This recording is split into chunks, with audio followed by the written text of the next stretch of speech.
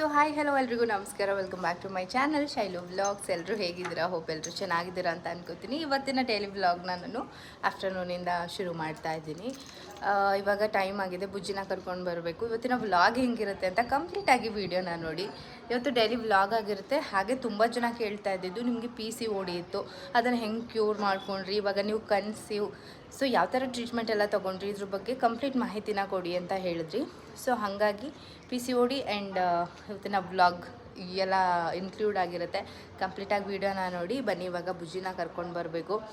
ಇವತ್ತು Friday, so ಹಾಗಾಗಿ ಸ್ವಲ್ಪ ಕಂಟೆಂಟ್ ವೀಡಿಯೋಸ್ ಎಲ್ಲ ಮಾಡಬೇಕಿತ್ತು, ಅದನ್ನು ಮಾಡಿ ಈಗ ಟೈಮ್ ಆಯ್ತಲ್ವ, ಹಾಗಾಗಿ ಬುಜ್ಜಿನ ಕರ್ಕೊಂಡು ಬರೋಣ ಅಂತ ಹೋಗ್ತಾ ಇದ್ದೀನಿ. Let's go. ಸೊ ಎಸ್, ನಾನು ಬರೋಷ್ಟರಲ್ಲಿ ಲಂಚೆಲ್ಲ ಪ್ರಿಪೇರ್ ಆಗಿತ್ತು, ಬುಜ್ಜಿನ ಕರ್ಕೊಂಡು ಬಂದು ಬಿಡೋಷ್ಟರಲ್ಲಿ. ಇನ್ನು ಏನಪ್ಪ ಇವತ್ತು ಲಂಚ್ಗೆ ನನ್ನ ಲಂಚ್ ಎಲ್ಲ ಹೆಂಗಿರುತ್ತೆ ಇವಾಗ ಅಂತಂದರೆ, ಜಾಸ್ತಿ ಸೊಪ್ಪು, ತರಕಾರಿ, ಬೀಟ್ರೋಟು ಈ ಥರ ಇರುತ್ತೆ. ಅಂದರೆ ಆವಾಗ ಮಾಮೂಲಿ ಬೇಳೆ ಸಾಂಬಾರಿದ್ರೆ ಹಪ್ಪಳ, ಸೈಡ್ಗೆ ಉಪ್ಪಿನಕಾಯಿ ಹಂಗಿದ್ರೆ, ಇವಾಗ ಪರ್ಟಿಕ್ಯುಲರಾಗಿ ಹೀಗೆ ಇರಬೇಕು, ಹೀಗೆ ತಿನ್ನಬೇಕು ಅಂತ ಒಂದಷ್ಟು ಟೈಮ್ ಟೇಬಲ್ ಆಗೋಗ್ಬಿಟ್ಟಿದೆ. ಸೊ ಅದು ಸ್ವಲ್ಪ ನಮ್ಮ ಬಾಡಿಯಲ್ಲಿ ಬೇಬಿ ಗ್ರೋತ್ಗಾಗಿರ್ಬೋದು, ನಮ್ಮ ಬ್ಲಡ್ ಇಂಪ್ರೂವ್ಮೆಂಟ್ಗಾಗಿರ್ಬೋದು, ಎಲ್ಲದಕ್ಕೂ ತುಂಬಾ ಹೆಲ್ಪ್ ಆಗುತ್ತೆ ಅಂತ ಅಂದ್ಬಿಟ್ಟು ನಮ್ಮ ಮಮ್ಮಿ ಡೈಲಿ ಒಂದು ಪಲ್ಯ, ಇಲ್ಲ ಅಂತಂದರೆ ಒಂದು ಏನು ಬೀಟ್ರೋಟು ಇಲ್ಲ ಸೊಪ್ಪಿನ ಪಲ್ಯ, ಈ ಥರ ಏನಾದರೂ ಮಾಡೇ ಮಾಡ್ತಾರೆ. ಸೊ ನನಗೆ ಡಾಕ್ಟರ್ ಕೂಡ ಹೇಳಿದ್ದಾರೆ. ಹಾಗಾಗಿ ಇವತ್ತು ನಮ್ಮನೆ ರೈಸು ಮತ್ತು ಬೀಟ್ರೋಟ್ ಗೊಜ್ಜು, ಅಂದರೆ ಸಾಂಬಾರು ಥರ ನಮ್ಮ ಮನೇಲಿ ಮಾಡಲ್ಲ. ಆ್ಯಕ್ಚುಲಿ ಬೀಟ್ರೋಟು ಗೊಜ್ಜಿದ್ರೇ ಚೆಂದ. ಅದು ರೈಸು ತುಪ್ಪ ಹಾಕ್ಕೊಂಡು ತಿಂತಾಯಿದ್ರೆ ಆಹಾ ಏನು ಸಖತ್ತಾಗಿದೆ ಅಲ್ವಾ ಅಂತ ಅನ್ನಿಸ್ತಾ ಇರುತ್ತೆ. ಹಾಗಾಗಿ ಬೀಟ್ರೋಟ್ ಗೊಜ್ಜು ಮಾಡಿದ್ವಿ, ಸಿಕ್ಕಾಪಟ್ಟೆ ಚೆನ್ನಾಗಿತ್ತು. ಅದ್ರ ಜೊತೆ ಸ್ವಲ್ಪ ಸ್ಯಾಲಡ್, ಕುಕುಂಬರ್, ಸೌತೆಕಾಯಿ ಅಂತೂ ಇರಲೇಬೇಕು. ಇವಾಗ ಬಿಸಿಲು ಹೋಗ್ತಾ ಹೋಗ್ತಾ ಜಾಸ್ತಿ ಆಗ್ತಾಯಿದೆ. ನನಗೆ ಒಂಥರ ಟ್ಯಾಬ್ಲೆಟ್ ಎಲ್ಲ ತೊಗೋತಾ ಇದ್ದೀನಲ್ಲ, ಹಾಗಾಗಿ ಒಂಥರ ಏನೋ ಹೊಟ್ಟೆ ಉರಿಯೋ ಥರ ಫೀಲು, ನೀರು ಕುಡಿಬೇಕು ಜಾಸ್ತಿ, ಸುಸ್ತು ಅನ್ನೋ ಥರ ಫೀಲ್ ಆಗ್ತಾ ಇರುತ್ತೆ. ಸೊ ಹಾಗಾಗಿ ನಮ್ಮ ಮಮ್ಮಿ ಜಾಸ್ತಿ ಹೈಡ್ರೇಟ್ ಆಗೋ ರೀತಿ ಈ ಥರ ಸೌತೆಕಾಯಿ ಇಲ್ಲ ಮಜ್ಜಿಗೆ, ಚಿಯಾ ಸೀಡ್ಸ್ ಹಾಕೊಂಡು ಕುಡಿಯೋದು, ಅದನ್ನೆಲ್ಲ ಮಾಡ್ತಾಯಿರ್ತೀನಿ. ನಾನು ತೋರಿಸ್ತೀನಿ ಯಾವುದ್ಯಾವುದೆಲ್ಲ ಫಾಲೋ ಮಾಡ್ತಾಯಿದ್ದೀನಿ, ಏನಕ್ಕೋಸ್ಕರ ಮಾಡ್ತಾಯಿದ್ದೀನಿ ಅನ್ನೋದನ್ನ ಒಂದು ಕಂಪ್ಲೀಟ್ ವ್ಲಾಗ್ನೇ ಮಾಡಿಬಿಟ್ಟು ಖಂಡಿತವಾಗ್ಲೂ ನಾನು ನಿಮ್ಮ ಜೊತೆ ಶೇರ್ ಮಾಡ್ತೀನಿ. ಸದ್ಯಕ್ಕೆ ಇವತ್ತಿನ ಊಟ ಇದು ಬಸ್ರಿ ಬೈತಿ.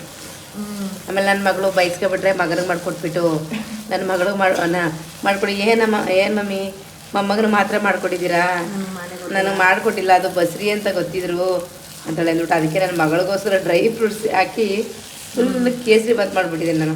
ಡಿಫ್ರೆಂಟ್ ಆಗಿ ನೋಡಿ ನಮ್ಮ ಮಮ್ಮಿ ಕೇಸರಿ ಬಾತ್ ಅಂದ್ಬಿಟ್ಟು ಕಲರ್ ಏನೂ ಹಾಕಿಲ್ಲ, ಕಲರ್ ಬದಲು ಸ್ವಲ್ಪ ಹಳದಿ ಹಾಕಿದ್ದೀನಿ. ಚೆನ್ನಾಗಿ ಹಾಲೆಲ್ಲ ಹಾಕಿ ಡ್ರೈ ಫ್ರೂಟ್ಸ್ ಎಲ್ಲ ಹಾಕಿ ಒಳ್ಳೆ ಕೇಸರಿ ಬಾತ್ನ ಮಾಡಿದ್ದೀನಿ. ಹೌದು, ಎಷ್ಟು ಸಕ್ಕತ್ತಾಗಿ ಕಾಣಿಸ್ತಾ ಇದೆ ನೋಡಿ. ಹೌದಾ? ಸಖತ್ ಕಲರ್ಫುಲ್ಲಾಗಿ ಕಾಣಿಸ್ತಾ ಇದೆ. ಓ ಥ್ಯಾಂಕ್ ಯು. ತಿಂದು ನೋಡ್ಬಿಟ್ಟು ಹೇಳು, ಚೆನ್ನಾಗಿಲ್ಲ ಅಂದರೆ ಆಮೇಲೆ ಬೈಬೇಡ. ಓಕೆ, ಸಕ್ಕತ್ತಾಗಿದೆ ಅಲ್ವಾ? ಸೊ ರೆಸಿಪಿ ಬರುತ್ತೆ ನಮ್ಮ ಮಮ್ಮಿ ಚಾನಲಲ್ಲಿ. ಸ್ವಲ್ಪ ಸಿಹಿ ಬೇಕು ಅನ್ನಿಸ್ತದೆ ಪುಟ, ಸಕ್ಕರೆ ಹಾಕ್ಕೊಳ್ತೇನೆ. ಹಾಕೋಬೋದು, ಏನಿಲ್ಲ ಕರ್ಗೋಗ್ಬಿಡುತ್ತಲ್ವ ಇದು. ಹಾಂ, ಸೇರಿಸ್ಕೋಬೋದು. ಅಂದರೆ ಕೇಸರಿ ಬಾತ್ ತೀರಾ ಸಪ್ಪೆ ಆದರೆ ಅಷ್ಟು ಚೆನ್ನಾಗಿರಲ್ಲ. ಹೌದು, ಸ್ವಲ್ಪ ಕೇಸರಿ ಬಾತ್ ಅಂದರೆ ಸ್ವಲ್ಪ ಸಿಹಿಯಾಗಿ, ಎಣ್ಣೆ ತುಪ್ಪ ಎಲ್ಲ ಸ್ವಲ್ಪ ಜಾಸ್ತಿಯಾಗಿ, ಡ್ರೈ ಫ್ರೂಟ್ಸ್ ಸ್ವಲ್ಪ ಜಾಸ್ತಿಯಾಗಿ ಇದ್ರೇ ಚೆಂದ ಅಲ್ವಾ? ಹಾಗಾಗಿ ಹೇಳಿ, ಹೇಗಿದೆ ಕೇಸರಿ ಬಾತ್? ನಿಮ್ಮನೇಲಿ ಹೀಗೆ ಮಾಡ್ತೀರಲ್ವಾ? ಖಂಡಿತ ಹೀಗೆ ಮಾಡಿ ಒಂದ್ಸರಿ ಟ್ರೈ ಮಾಡಿ. ಓಕೆ,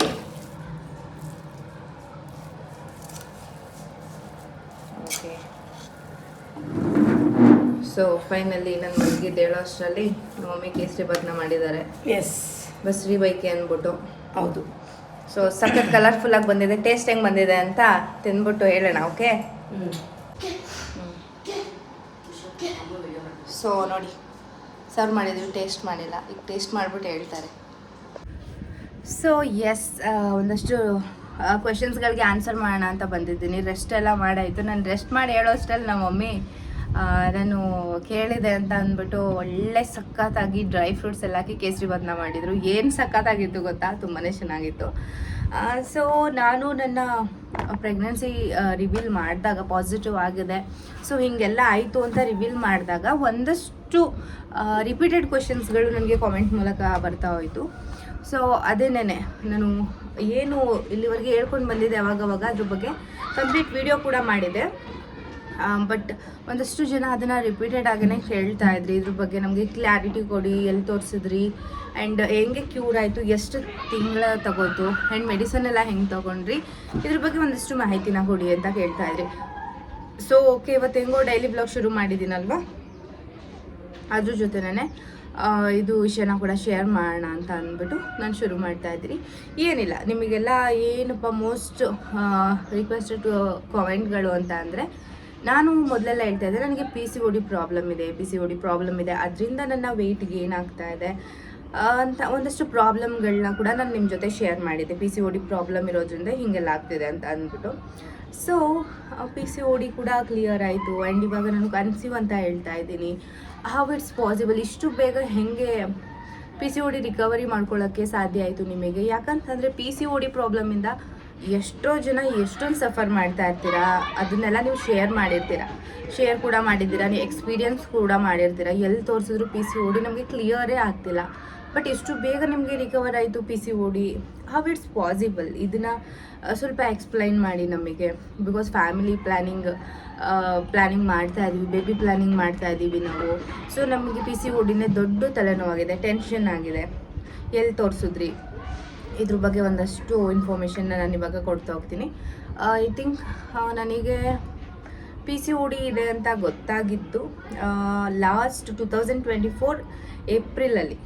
ಸುನಿಲ್ ಲೀವಲ್ಲಿದ್ದರು ಅವಾಗ ನೋಡಿ, ಏಪ್ರಿಲ್ ಬಂದರೆ 1 ಇಯರ್ ಅಂತ ಅಂದ್ಕೊಳ್ಳಿ. ಏಪ್ರಿಲಲ್ಲಿ ಹೀಗೆ ಪೀರಿಯಡ್ ಮಿಸ್ ಆಗ್ತಾ ಇದೆ ಅಂತ PCOD ಅಂತ ನನಗೆ ಆಟೋಮೆಟಿಕ್ ಗೊತ್ತಾಯಿತು. ಬಿಕಾಸ್ ನನ್ನ ವೆಯ್ಟ್ ಗೇನ್ ಎಲ್ಲ ಆಗ್ತಾ ಇದ್ದಿದ್ದು ರೀಸನ್ನಿಂದ ನಾವು ಇಲ್ಲೇ ನಿಯರ್ ಇರೋ ಪ್ರೈವೇಟ್ ಹಾಸ್ಪಿಟಲಲ್ಲಿ ತೋರಿಸ್ತೀವಿ.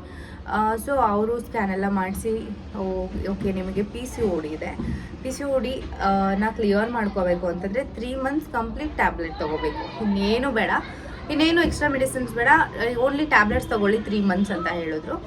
ನಾವು ಯೋಚನೆ ಮಾಡಿದ್ವಿ, ಇದು PCODಗೆ ಈ ಥರ ಇಂಗ್ಲೀಷ್ ಮೆಡಿಸಿನ್ಸ್ ತೊಗೊಂಡ್ರೆ ವರ್ಕ್ ಆಗುತ್ತೆ, ಬಟ್ ನಮ್ಮ ಹೆಲ್ತ್ ಹಾಳಾಗುತ್ತೆ. ಅಂದರೆ ನಾನು ಜಾಸ್ತಿ ಟ್ಯಾಬ್ಲೆಟ್ ಕಡೆ ಹೋಗಲ್ಲ, ಅವರು ಏನೇ ಟ್ಯಾಬ್ಲೆಟ್ ಕೊಟ್ಟರು ಸ್ವಲ್ಪ ಅವಾಯ್ಡ್ ಮಾಡ್ತೀನಿ. ಹಾಗಾಗಿ ಬೇಡ, ನಾವು ಆಯುರ್ವೇದಿಕ್ ಎಲ್ಲಾದರೂ ತೋರಿಸೋಣ ಅಂತ ಅಂದ್ಬಿಟ್ಟು ಡಿಸೈಡ್ ಮಾಡಿದ್ವಿ. ಆಯುರ್ವೇದಿಕ್ ಅಂತ ಬಂದಾಗ ನಮ್ಮ ಫ್ಯಾಮಿಲಿ ಡಾಕ್ಟರ್ ಒಬ್ರು ಇದ್ದಾರೆ ಇಲ್ಲೇ, ಎಲ್ಲಿ ಅಡ್ರೆಸ್ ಅಂತಲೂ ಹೇಳ್ಬಿಡ್ತೀನಿ, ಶಾರದಾ ದೇವಿ ನಗರ್ ಏನಿದೆ, CM ಸಿದ್ದರಾಮಯ್ಯ ಸರ್ ಮನೆ ಏನಿದೆ ಅಲ್ವಾ, ಅಲ್ಲಿಗೆ ನಿಯರೇನೆ, ವಾಕಬಲ್ ಒಂದು 300 to 400 ಮೀಟರ್ಸ್ ಆಗ್ಬೋದು ಸ್ಟ್ರೇಟ್ ಹೋದರೆ.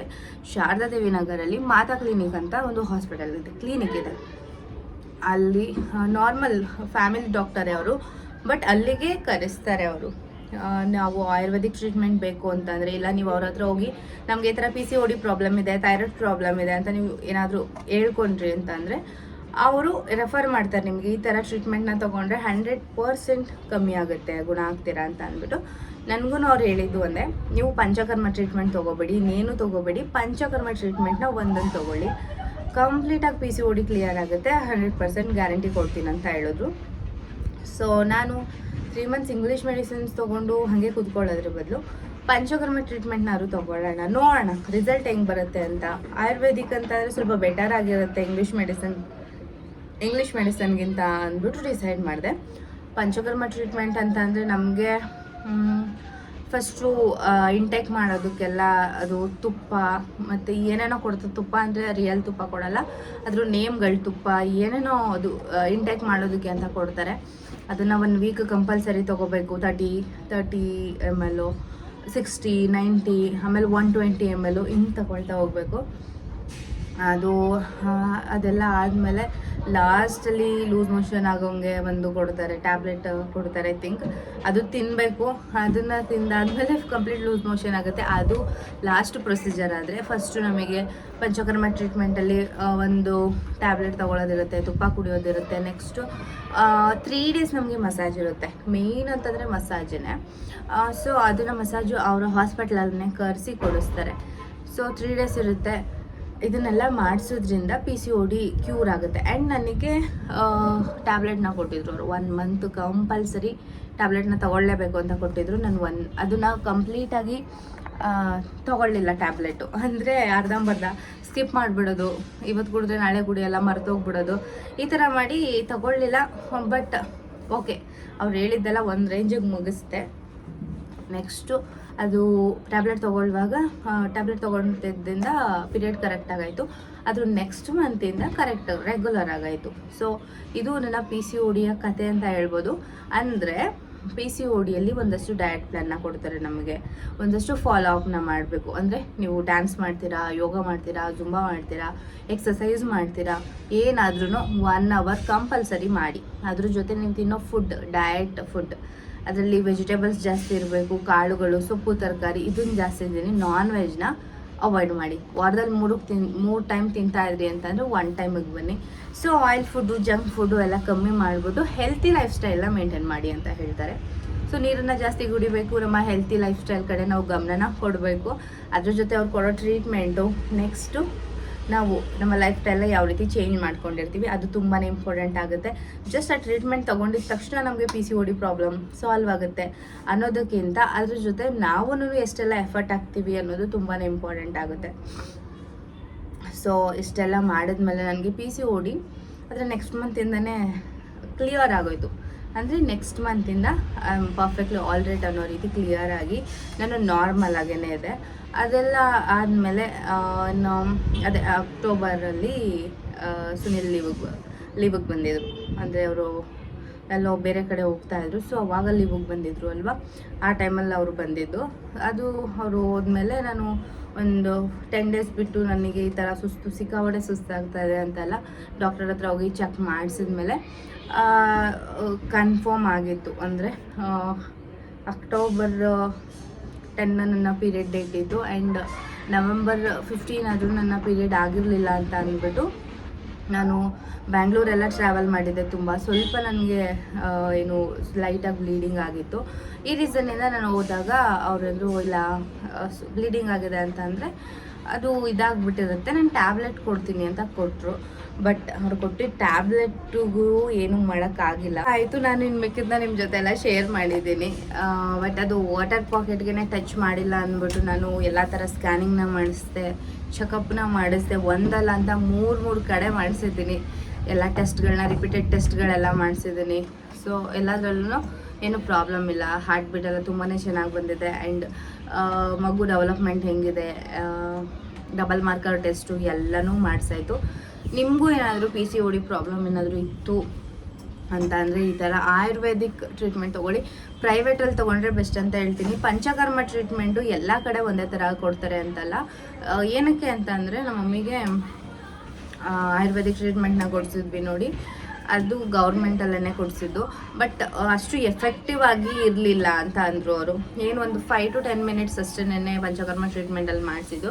ನಮಗೆ ಟ್ರೀಟ್ಮೆಂಟ್ ಕೊಡಬೇಕಾದ್ರೆ PCODಗೆ 1 ಅವರ್ ಇರುತ್ತೆ. ಪಂಚಕರ್ಮ ಟ್ರೀಟ್ಮೆಂಟ್ ಅಂದರೆ ಮಸಾಜ್ ಎಲ್ಲ ಏನಿರುತ್ತೆ, ಅವರ ಪ್ರೊಸೀಜರ್ ಏನಿರುತ್ತೆ ಅದು 1 ಅವರ್ ಇರುತ್ತೆ ಕಂಪಲ್ಸರಿ. ಡೇ 3ವರೆಗೂ 1 ಅವರ್ ಇರುತ್ತೆ. ಆ್ಯಂಡ್ ತುಂಬಾ ಅದು ಎಫೆಕ್ಟಿವ್ ಆಗಿರುತ್ತೆ ಅಂತ ಹೇಳ್ತೀನಿ.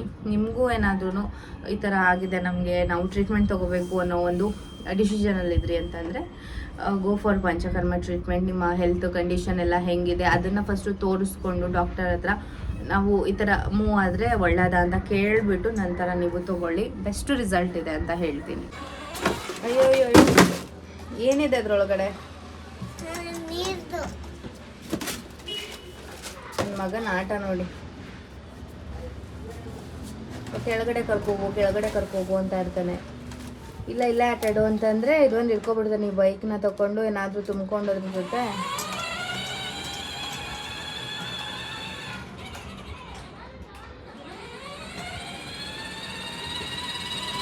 ನನಗಿದೆ ಆಟ. ಹಿಂದೆ ಬಾ, ತುಳಸಿ ಪೋಟ್ ಎಲ್ಲ ಇದೆ.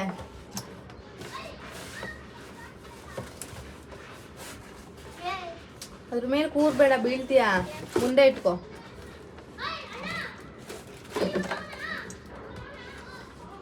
ಮಗನೆ. ಅಲ್ಲಲ್ಲ ಕಣೋ, ಅಲ್ಲಿಟ್ಕೊಳ್ಳೋ. ಹಾಂ, ಅಲ್ಲಿ ಇಟ್ಕೊಂಡು ಬ್ಯಾಲೆನ್ಸ್. ನೀನೆಲ್ಲಿ ಕೂತ್ಕೋತೀಯ? ಬೇಡ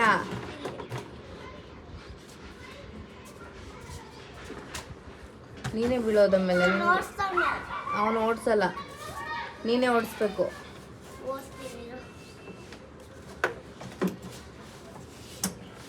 ಮುಂದೆ ಇಟ್ಕೋ, ಇವಾಗ ಹೇಳ್ತೀನಿ. ಹಾಂ ಹಾಂ ಹಾಂ, ಇಲ್ಲ ಹಿಂಗಿಟ್ಕೋ ಚಿಕ್ಕದಾಗಿ, ಈ ಥರ ಶೋಕಿ ನೋಡಿ.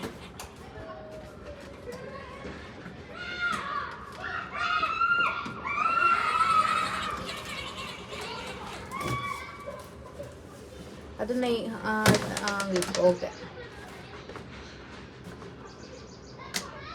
ಸರಿ, ಬಾಯ್. ಇವಾಗ ಒಳಗಡೆ ಹೋಗೋಣ, ಟೈಮ್ ಆಯ್ತಲ್ಲ. ಸೊ ನೋಡಿ ಎಷ್ಟು ಬ್ಯೂಟಿಫುಲ್ಲಾಗಿ ಕಾಣಿಸ್ತಾ ಇದೆ ಅಂತ. ಇವಾಗ ಈಗ ಸೂರ್ಯ ಮುಳುಗ್ತಾ ಇದೆ, ಬಿಸಿಲು ಹಾಗೆ ಕಾಣಿಸ್ತಾ ಇದೆ, ಬಟ್ ಸಖತ್ ಬ್ಯೂಟಿಫುಲ್ಲಾಗಿ ಕಾಣಿಸ್ತಾ ಇದೆ. ನಾನು ಹೊರಗಡೆ ಕೂತ್ಕೊಂಡು ವಿಡಿಯೋ ಮಾಡ್ತಾ ಇದ್ದಲ್ಲ, ಒಂಥರ ಫ್ರೆಶ್ ಗಾಳಿ ಬರ್ತಾ ಇರುತ್ತೆ, ವಿಡಿಯೋ ಎಲ್ಲ ಮಾಡೋಕ್ಕೆ ಚೆನ್ನಾಗಿರುತ್ತೆ. ಹಂಗಾಗಿ ಏನ ಕೊಲೆ ಎಂತ ಕೊಳೆ ಇದರಲ್ಲೆಲ್ಲ ಬರೆದ್ರೆ ಇನ್ನೇನಾಗುತ್ತೆ? ಸರಿ, ಅಲ್ಗ ಹಾಕ ಬರ್ದ್ಬಿಟ್ಟು ಹಿಂಗ್ ಮಾಡಿದ್ರೆ ಏನು ಕೊಳೆ ಆಗದೆ ಇನ್ನೇನಪ್ಪ ಆಗುತ್ತೆ? ಹಾ, ಹೊಸ ತಗೊಳ್ತೀವಿ.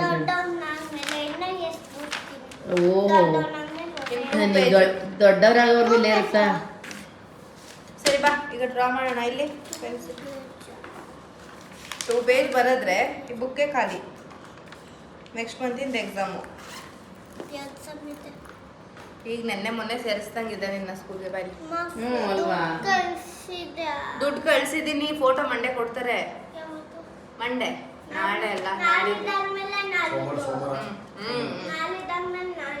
ಅದನ್ನೇನ್ ಮಾಡ್ಬೇಕು ಹೇಳಿ ಮ್ಯಾಮ್? ಫೋಟೋ ಏನಪ್ಪ ಮಾಡ್ತೀಯ? ಮೊಳೆ ಹೊಡೆದಿ ಹಾಕ್ಬೇಕಂತ ಒಂದು ಸ್ಕೂಲ್. ಓಕೆ, ಫ್ರೇಮೇ ಮಾಡ್ಸಾಕು. ಮಾಡ್ಸಲ್ಲ ಮಗನೇ. ಯಾವಾಗ್ಲೂ ಅನ್ನ ನೋಡ್ದಾ? ಸ್ಕೂಲ್ಗೆ ನೋಡ್ಕೊಂಡು ಹೋಯ್ತೀನಿ, ನೋಡ್ಬಿಟ್ಟು ಹೋಯ್ತೀನಿ. ಓಕೆ ಓಕೆ ಕಂದ, ಆಯ್ತು. ಏನ್ ಬರಿಬೇಕು? ಪೆನ್ಸಿಲ್ ಕೊಡು, ಬಸ್ ಬಿಡಿಸ್ಬೇಕು. ಕೊಡಪ್ಪ ಈಶ್ವರಿ. ಅಲ್ಲಲ್ಲಿ ತಾತನ ಹತ್ರ. ಇಲ್ಲಿ ನೋಡಲ್ಲ, ನೀನು ಬಡಿಗೆನಲ್ಲಿ ರೈಟ್ ಸೈಡಲ್ಲಿ ನೋಡ್ಕಂದ.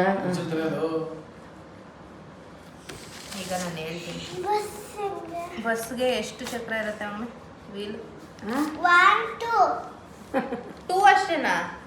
4. ಆ ಕಡೆ ಇನ್ನೆರಡು ಇರುತ್ತಲ್ಲ, ಅದನ್ನ ಬಿಡಿಸ್ತಾರೆ. ಆ ಕಡೆ ಹೆಂಗಿಸೋದು? ನಾನು ಹೇಳ್ಕೊಡ್ತೀನಿ. ಬಸ್ ಬಿಡಿಸಿ. ಬೈಕಿಗೆ ಎಷ್ಟು ಚಕ್ರ ಬಜ್ಜಿ? ಬೈಕ್ಗೆ 2, ಎಸ್. ಸೈಕಲ್ಗೆ? ಕಾರ್ಗೆ 2, ಏಯ್, ಸೈಕಲ್ಗೂ 2, ಕಾರ್ಗೆ ಆ ಕಡೆನೇ 2 ಇರುತ್ತೆ ಕಣ. ಸೈಕಲ್ಗೆ 2. ತಗೊಂಡು ಫಸ್ಟ್ ಇದನ್ನ ಡ್ರಾ ಮಾಡಿ, ಫನ್ ಆಗಿದೆ.